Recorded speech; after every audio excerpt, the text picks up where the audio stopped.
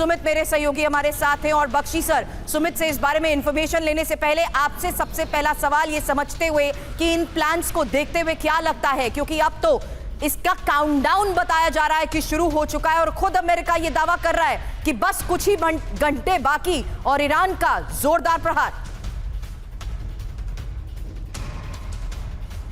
बेशक पिछली बार जब 13 अप्रैल को ईरान ने इजराइल पे हमला किया था, 72 घंटे की वार्निंग दी थी। CIA की चीफ विलियम बर्न्स को बता दिया था कि हम तो पलटवार करके ही छोड़ेंगे। अमेरिका की कोशिश थी कि वो कम दर्जे का पलटवार हो, लेकिन 320 ड्रोन रॉकेट मिसाइल उन्होंने तब फायर किए थे। 170 शाहिद ड्रोन्स, कोई 40 पावे क्रूज मिसाइल्स और कोई 120 से 140 Shahab tactical ballistic missile, intermediate range ballistic missiles 2500 kilometre की रेंज वाले, राइट। जो कि ड्रोन्स थे, शाही ड्रोन्स, उनका काम था स्वार्म करना और सैचुरेट करना उनके डिफेंस सेंसर्स को और मास्क करना मेन अटैक को। जो क्रूज मिसाइल्स थे उनका काम था कि जो एयर डिफेंस रडार खुलते हैं इनको हिट करना, और उसके बाद शहाब मिसाइल आए। इतने जबरदस्त एयर डिफेंस इसमें कि 97% मार गिराए इजराइल ने अमेरिका के साथ मिलकर, जो भी इनकमिंग ड्रोन्स मिसाइल्स थे।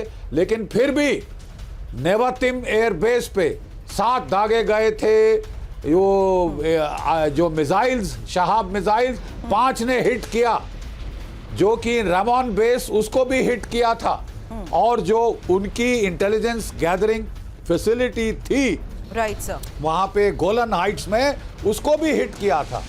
ये उस वक्त दुनिया हिल गई थी कि this is the best air defended target in the world. फिर भी वो पेनिट्रेट कर गए। अभी खबर आ रही है कि पिछले कई दिनों से लगातार रशियन एयरक्राफ्ट लैंड कर रहे हैं तेहरान में। उसके बारे में और इंफॉर्मेशन रखूंगी आपसे थोड़ी देर में सर, उसके लिए थोड़ा सा इंतजार, क्योंकि उस बारे में डिटेल इंफॉर्मेशन होगी और उसी आधार पर आपसे करूंगी सवाल। लेकिन उससे पहले सुमित, हमले को कैसे दिया जाएगा अंजाम? काउंटडाउन शुरू हो चुका है और यहां हमने 5 प्लान्स को लेकर भी इंफॉर्मेशन रखी है। ये 5 प्लान सिर्फ हवाई तौर पर सामने नहीं आ रहे, किस तरीके से, किस स्ट्रैटेजी को अपनाकर कैसे अटैक किया जा सकता है, ये उसी की फुल प्रूफ प्लानिंग है।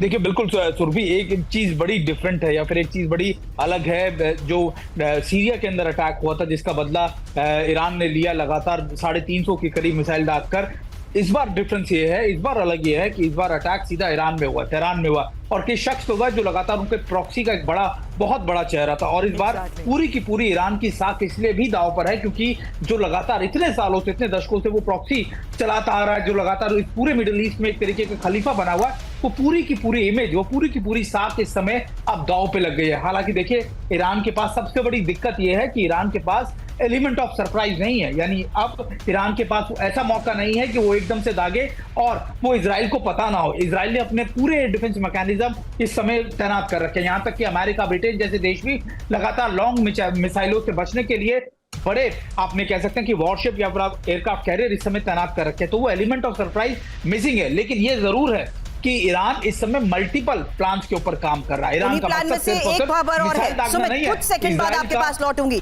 फतेह-1 मिसाइल से हमला कर सकता है ईरान, बड़ी खबर। हाइपरसोनिक मिसाइल से विध्वंसक अटैक का प्लान, जहां पहली बार फतेह-1 मिसाइल का इस्तेमाल होगा और 1400 किलोमीटर तक वार करने में सक्षम फतेह-1 मिसाइल को लेकर खबर है। इजरायली मीडिया ने बड़ा दावा किया है। इस दावे के तहत किस तरीके से हो रही है प्लानिंग, ये एक सबसे बड़ा सवाल है। अब फतेह-1 से ईरान करेगा महाविध्वंस, बड़ी खबर आपको बता रहे, और पहली बार फतेह-1 मिसाइल का इस्तेमाल होगा। हालांकि जिस तरीके से इसके इस्तेमाल को लेकर दावे किए जा रहे हैं, 1400 किलोमीटर तक वार करने में ये सक्षम है। अब 1400 किलोमीटर का ये पूरा दायरा आखिर होगा क्या? इजरायली मीडिया ने जिस तरीके से अब फतेह-1 मिसाइल से हमले को लेकर दावा किया है, उस बारे में और इंफॉर्मेशन आपके सामने, क्योंकि फतेह-1 के बारे में पहले जानिए। हाइपरसोनिक से हमलों का ये प्लान है। ईरान की मध्यम दूरी की बैलिस्टिक मिसाइल के बारे में इंफॉर्मेशन आपके सामने रख रहे हैं। 1400 किलोमीटर की इसकी रेंज, वॉरहेड टारगेट 460 किलो का और साथ ही यूएस बेस को भी कर सकता है टारगेट। हालांकि इजरायली मीडिया जिस तरीके से इसको लेकर बड़े दावे कर रही है,